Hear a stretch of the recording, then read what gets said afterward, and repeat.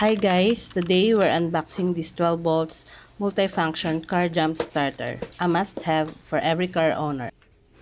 Number 1, number 2, number 3, number 4, number 5, and number 6.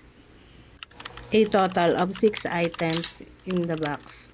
So dito may isasaksak ang heavy duty jumper cables.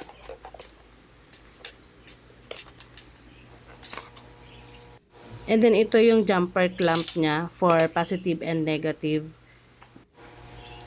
Dito mo naman isasaksak kapag gusto mo i-charge yung jumper unit starter. Then may mga saksakan din ng phone kapag gusto mong i-charge. We have 3 cables here. And then pwede mo rin siyang i-charge sa sasakyan mo.